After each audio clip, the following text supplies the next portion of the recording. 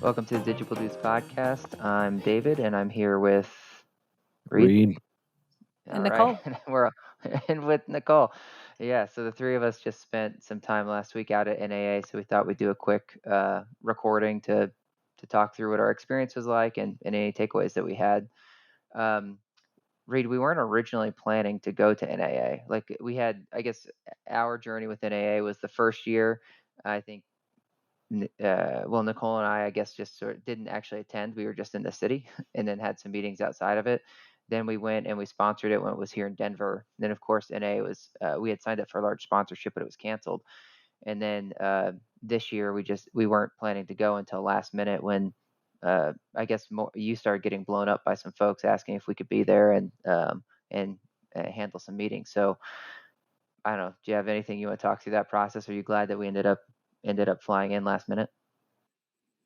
Yeah, I am. I mean, just the couple client meetings that we did have, or partnership meetings, were well worth it. And then I thought there was some other, folks that we bumped into, either current customers or other people that we just, want to stay in contact with. So I thought the trip was definitely well worth it. As I hear you describing you and Nicole the first year, I picture the scene in Ghostbusters where Rick Moranis is like slamming, like hitting on the glass, like of the restaurant, like screaming, "Let me in!" And they just all kind of stare at him, and then he gets eaten by the like gargoyle or whatever. Yeah. That's Or pretty much what it felt transformed or like. something. Yeah, yeah. No, Let me in. we did, I will say, like, get backstage and see the vendor set up the first year, but we didn't even try to buy tickets because there's no way we could have afforded them. And so I think, Nicole, we just posted up at like a Starbucks nearby and bumped into some folks. But that was We tough because did, that but was it what's was slammed. Like every coffee shop, every lunch spot nearby was like overflowing with people. So it was even really hard for us to find places to meet up with people. yeah. Well, that's And one of the things that I think they can improve on, I'll say.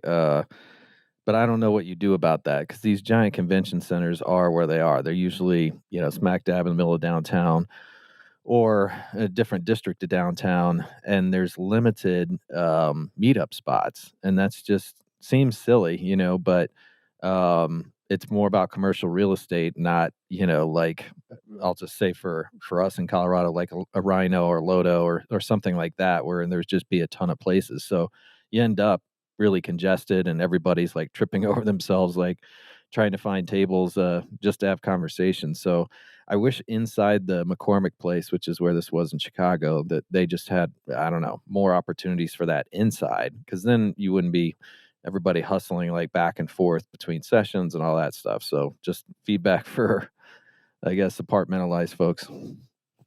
yeah, well, when there's 10,000 people, you don't really have, it doesn't matter where it's located. I think you're going to get slammed, right? Because who can afford that unless you do it inside the event center. So this one I thought was cool. There was an AT&T, I think it was AT&T, Nicole, that had like some, like, just take them like first come first serve, like sort of like little plexiglass meeting areas. And I was like, that is pretty great. But there were only like maybe 4 little rooms.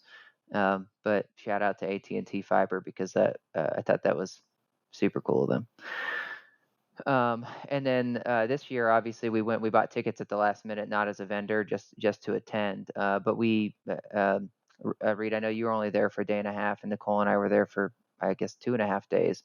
And I counted that we were able to get 10 meetings in, at least Nicole and I know you had a few. So I thought overall it was worth it. Uh, I was really surprised, even with like the low attendance rate. So I felt bad for the vendors that had spent so much cash, because I don't know what the final attendance worked out to be, but it did feel like there were a lot of vendors and not a lot of just property management folks. But it had almost that AIM, a little bit of the AIM flavor more than usual, where it was like when you do get a meeting, it's like it's more intimate because you're not just getting stampeded by the 10,000 people walking through. So I felt bad for the vendors, but I'll say I still felt like the trip was worth it on my side. So I don't know, Reid, how about you? Yeah, your audio was just a little bit shaky on that one, but I think that what you didn't see this year that maybe certainly a couple years ago you did pre-pandemic was more of the property managers and maybe maintenance folks, whatever, like the day-to-day operational people. And that's probably what made it feel a lot less. I can't speak obviously for others, but Nicole and I think when we were walking by anyone home or when you were chatting with them, we actually heard some positive feedback as far as decision makers and people being there and getting some good meetings. So it may have just been that this was more reserved for senior folks. I don't know, but you definitely could notice there was a big difference between the supplier and attendee ratio. And Nicole, what was your take? Yeah, I think we kinda heard mixed results, like, we had some vendors that were saying that they felt like just from a feeling wise, it was about half of what it usually is, and then of that half, it felt heavy on the vendor side, but then Reed, to your point, I think the people that did stop by the booth and that were attending were the right decision makers, so it felt like maybe more quality. So, I think it's a balance. I think some of the vendors were, like, still happy that they were there. It seemed like there was a lot of, like, vendor to vendor meetings happening, so potentially some good partnerships, good, like, thought leadership, good conversations happening, but definitely less attendees than normal. Yeah.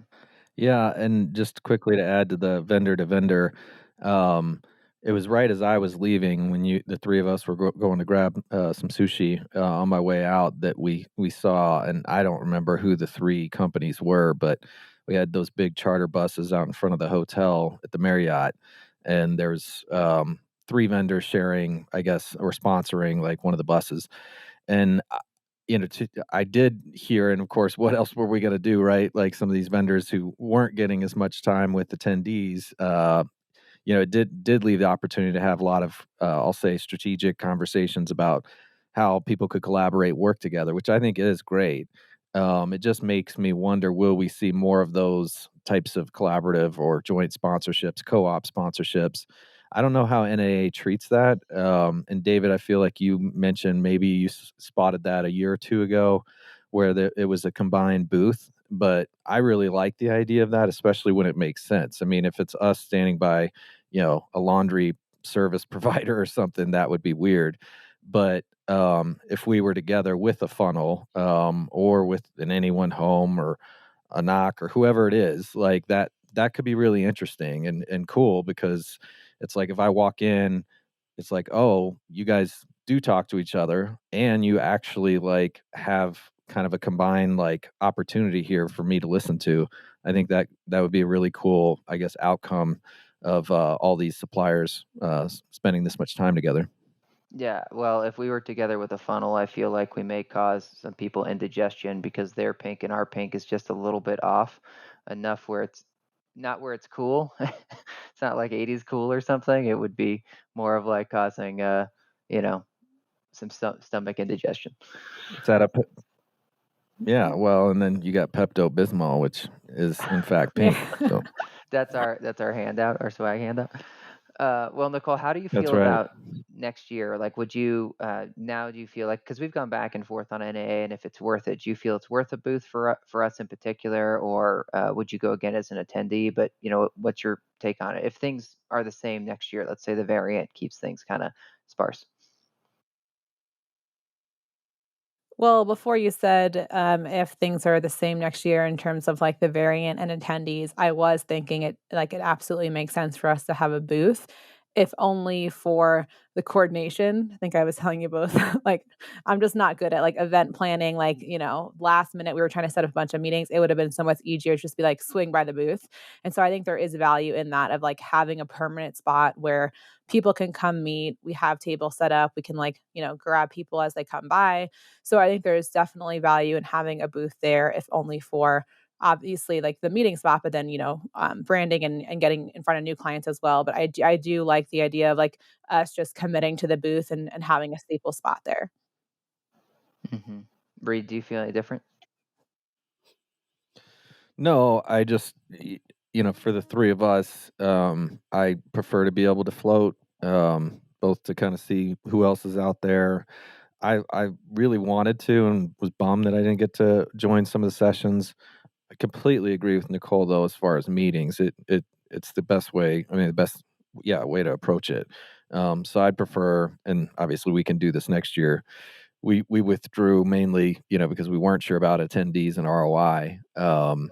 But in the future, yeah, I'd take a small team and let some other folks stay back while we float, and then come back when we needed to, have a meeting or whatever. Yeah, at this point, I think it makes sense for us to do exactly what you guys are saying because we have so many contacts and they want to try to find a place to meet and it's hard to organize. You're passing cell phone numbers around saying meet me here, there, or whatever. So I think for that alone, for us and the way our sales work, it would be challenging for me to say it would ROI out to just be a vendor that nobody knows and to have you swing by for us in particular. For other vendors, I know that works, but the people that attend there aren't ready to like sign for us contracts on the spot for our type of solution. So yeah, I think for the meeting spot it makes sense. So I'm excited for next year. I feel like it's starting to feel like uh, I have an understanding of how we should treat each of these events, right? Like now that we've been around the circuit, it just takes time, right? But like AIM, we like to go big because it's a lot of our direct contacts, and then NAA, it makes sense because there's going to be a lot of meetings, and now hopefully after OpTech this year, we'll have a good handle on like how should we do OpTech? Is that worth a large booth, or is that more the same sort of meeting type of thing? But Reid, do you have a sense on that now that you've done NAA, like how OpTech?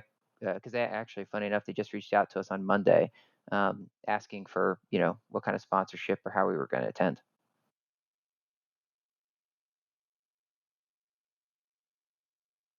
Um, well, I don't know if Nicole's hearing it, but I feel like David, yeah, chopping through, but I still think I got the gist of the question.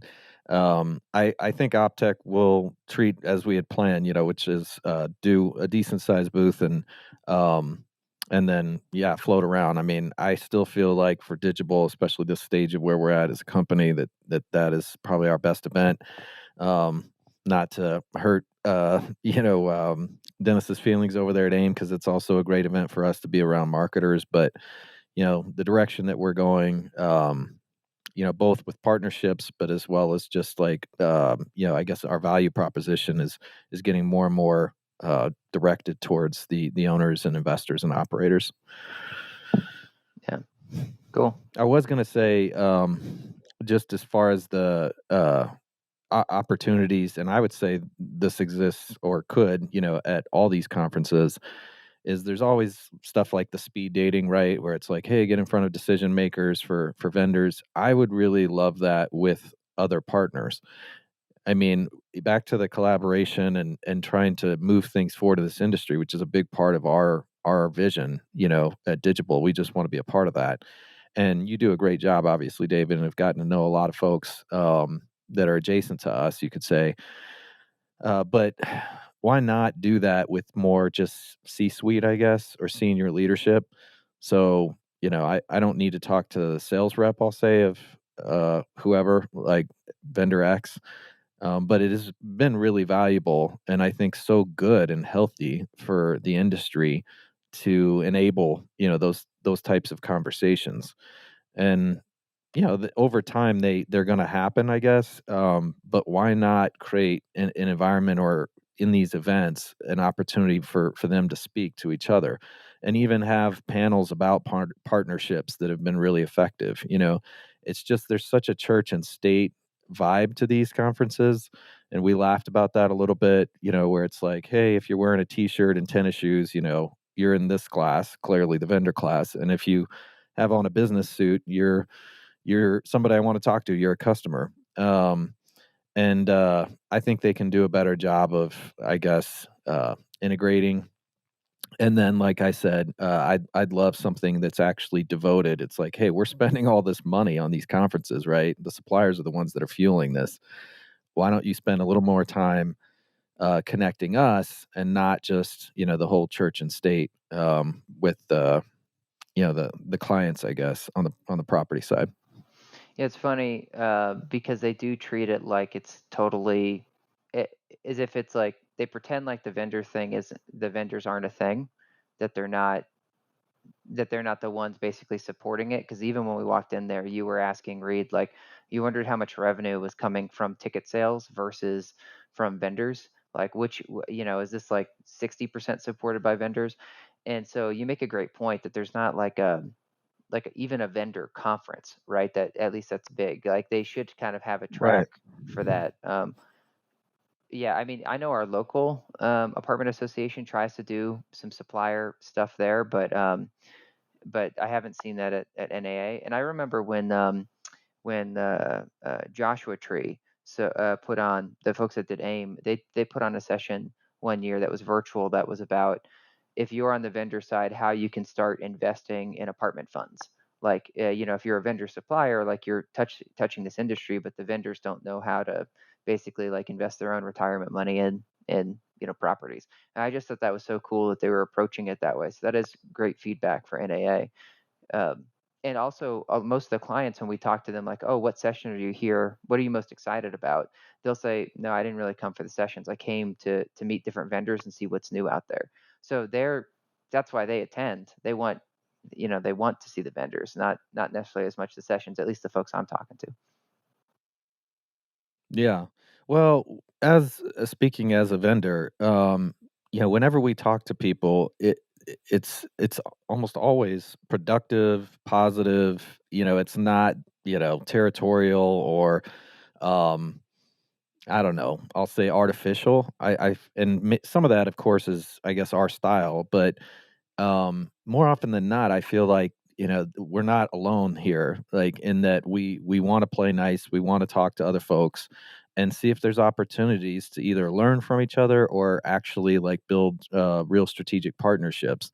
And so, I mean, doubling down on this point, but I would really love to see them actually foster that and then perhaps allow attendees under the tent of that, right? Where it's like there's no need to segregate this now, but it's just kind of flipping things around where instead of, suppliers sneaking in and listening to sessions to all the property folks, kind of, I don't want to say pontificate, but talk about their worlds and perspectives. It's like, why not have the flip and allow attendees to say, hey, it would be great if Highly and Digible, would work together. And here's what we'd love to see, or here's how we feel like we could benefit on our side of things.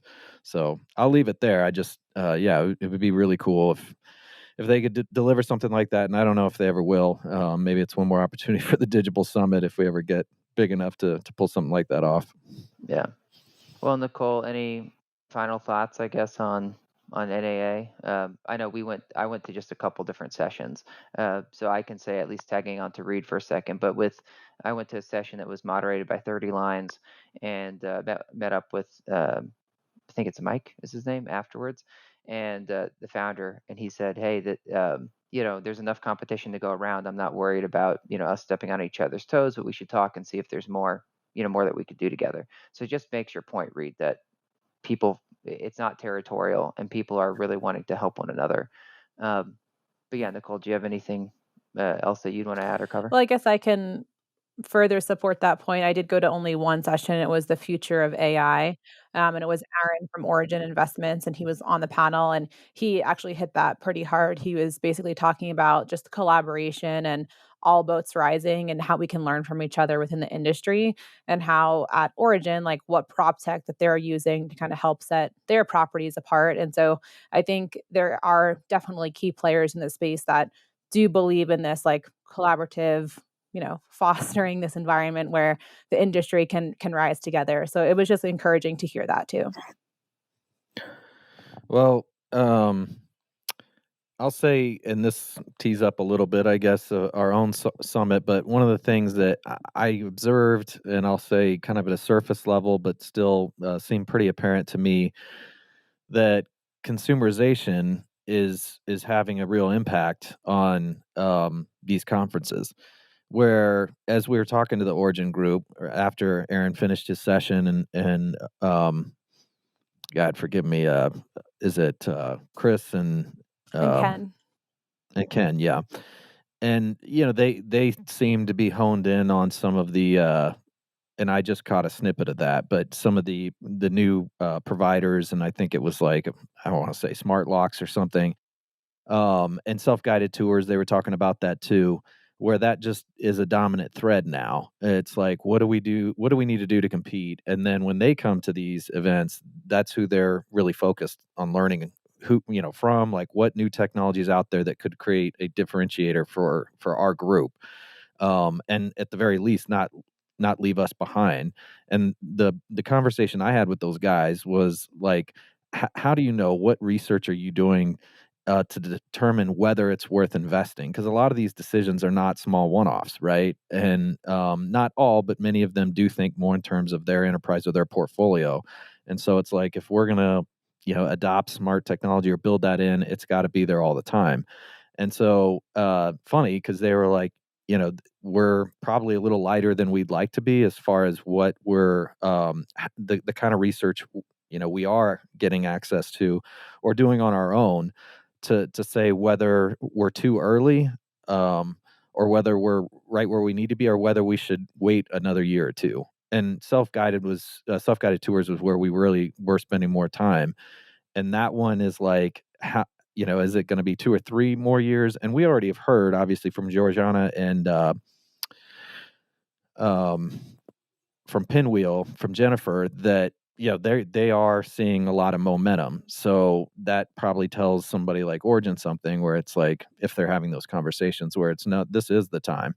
But hopefully you guys follow me. I think that there's so much right now that's focused on the resident experience. And so a lot of the newer players, I feel like, are more focused there. When you see like new companies at these conferences, it seems to almost always be tied to the resident experience. And then that has obviously a very direct, effect on ownership, investors, and how they're thinking about, their properties and their developments. Absolutely. It's kind of awesome to see how much focus is on the resident.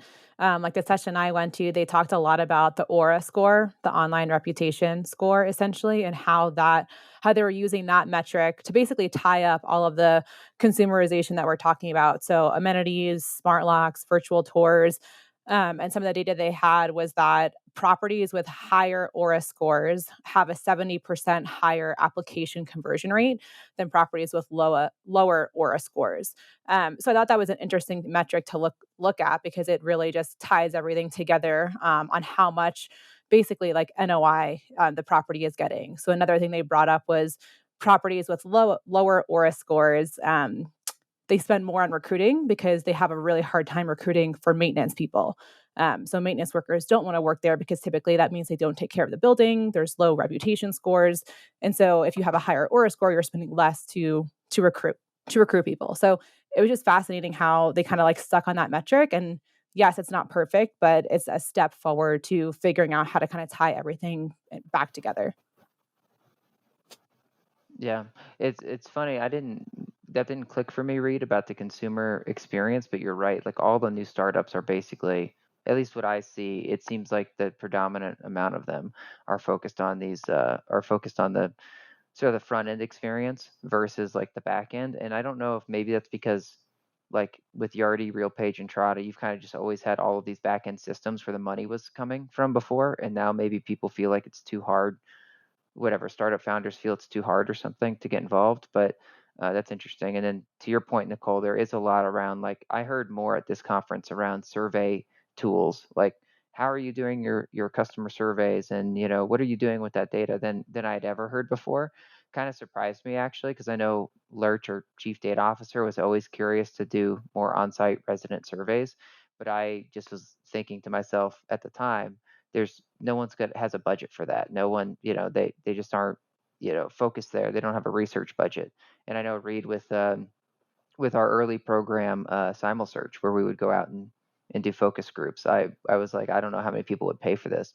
But after this conference, if this had been the first year we went, I would have been like, well, shoot, yeah, no, a lot of people are interested in surveys and consumer feedback. So I don't know if that's a new trend or if it's just now hitting me like with the conversations I'm having. Well, I think, coming back to the Origin guys, like there's so much, obviously at stake, but in what you're investing in, what you're not, and what you look like within your competitive set.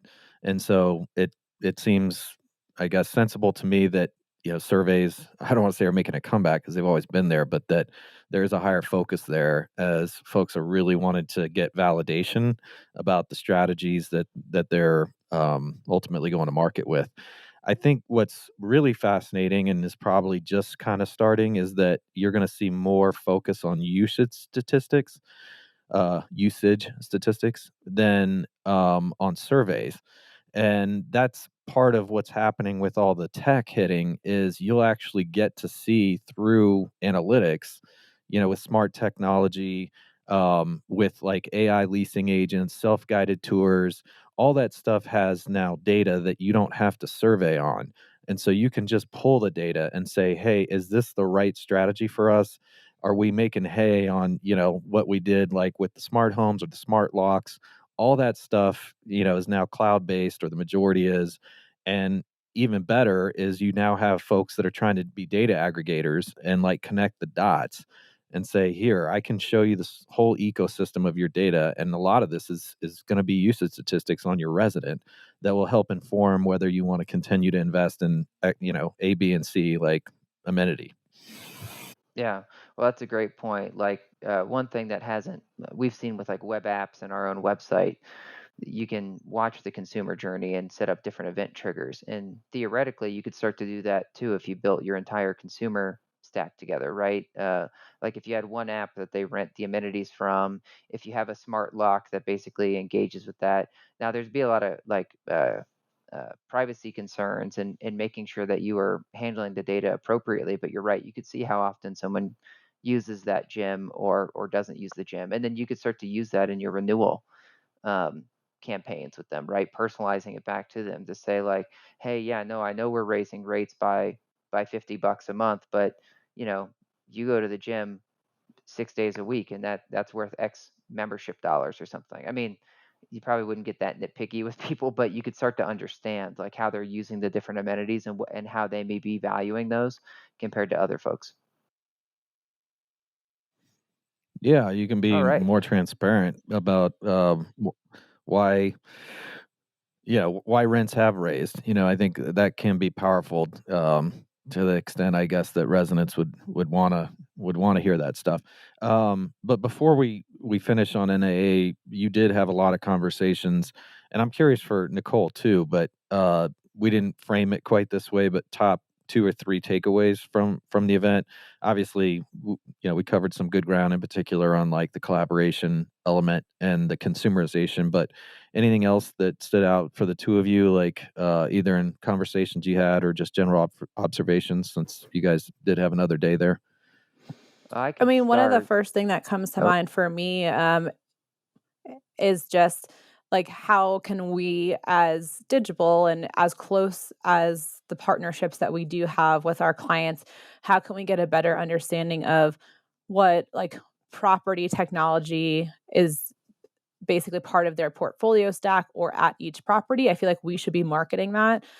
So example is what smart lock provider are they using? Like just seeing some of these tools in person really helped me understand the user experience better to help me say, okay, this sets the property apart.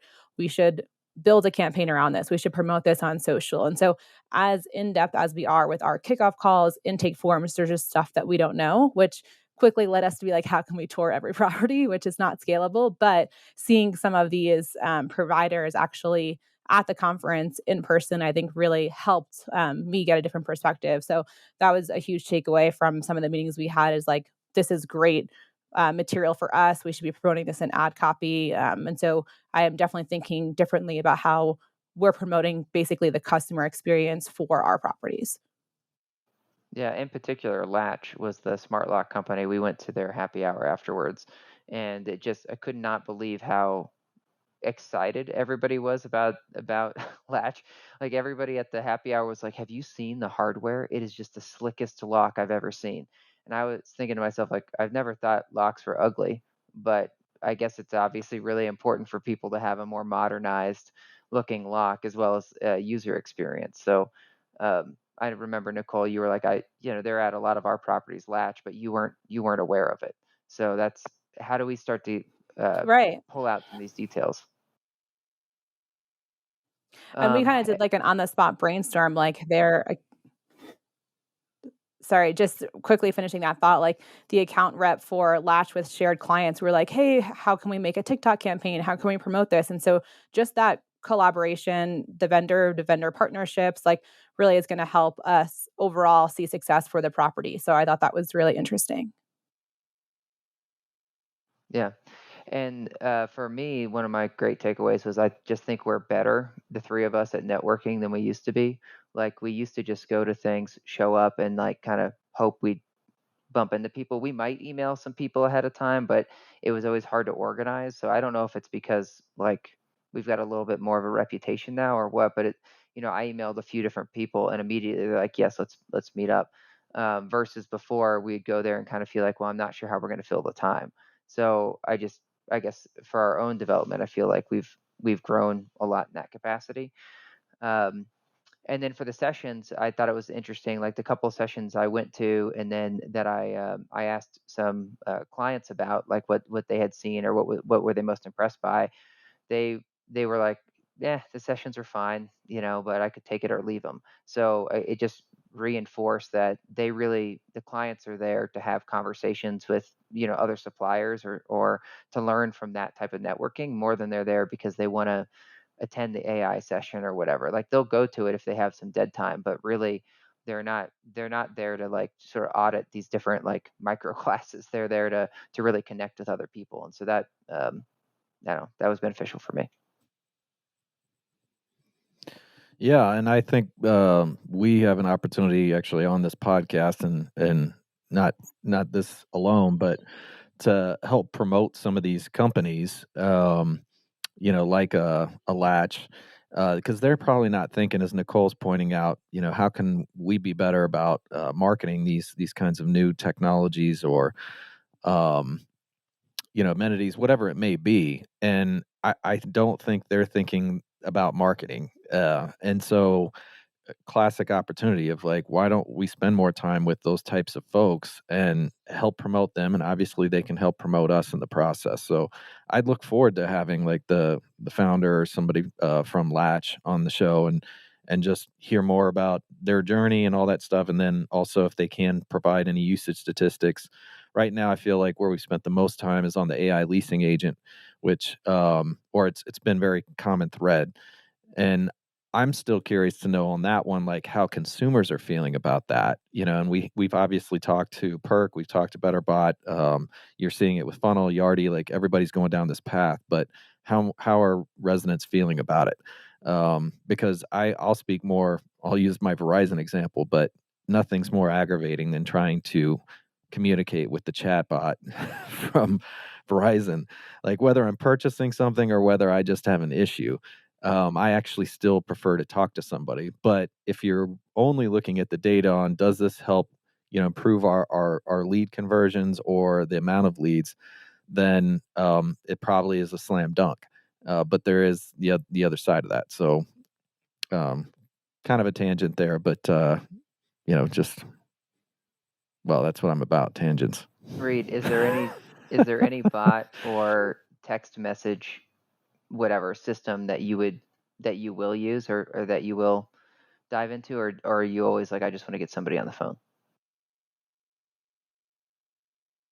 No, I actually that's what's interesting, I suppose, but I'm in the middle. I prefer not to go through an IVR and 10 minutes later finally have somebody on the phone and then only find out that they're actually not the right person to be talking to or don't have the information that I'd like. So I'd prefer something yeah, more in the middle, which is give me a chat bot, but that is not I'll call it a dumb bot, where it's like you can only answer 6 questions and it's just super evident to me that I'm not really getting somebody that can um have a true conversation. And so that would be my ideal, is that I don't have to go through, 10 minutes of being put on hold or whatever, or talking to somebody that I don't really want to talk to and just getting the answers from chatbot. But if I go, speaking of tangents, kind of off the beaten path, that it's still possible to like communicate, with these bots or in this case, AI leasing agent. Yeah, yeah. Well, my last thing on NAA to bring us back, and if you guys have anything else, by all means. But I was thrilled at the lack of swag that was being handed out. Like, I don't like carrying around all of the whatever. I don't even like refusing it because it feels like people try to like push swag on you because they don't want to take it home. And usually I have all these like bags of stuff that I don't really want. And at this thing, like we got one piece of swag at the Well, end of the this was latch the worst event. one. Um Yeah, that's the way to end a podcast right there. I think the general sentiment's where David hates swag and is glad that Yeah. people weren't allowed to hand it out. Yeah, Pretty much. yeah. All right. Well, do you guys have anything else to end with, or are you Well, good? on that, well, I just double down on that. I completely agree. I'm sure a lot of property managers and other people that weren't there as in the forces they usually are wouldn't agree with you because it is their time to get new hoodies and water bottles and whatever else. But I'd like to see more creative, not swag, because that's going to sound like somebody's going to come out with some, like I don't know, mobile fan or uh, I don't even know what the example would be, but just thinking more outside of the box. And that's me just teeing up what I hope we can pull off for AIM. So I'll leave it. That's my cliffhanger. Love it. All right. Well, All right. thanks you two. Appreciate the quick download on NAA, and we'll see after AIM and OpTech, how we feel about things. But right now, even though I didn't want to travel, I feel like shoot, now I'm ready to get back into travel. So yeah, stay tuned, I guess.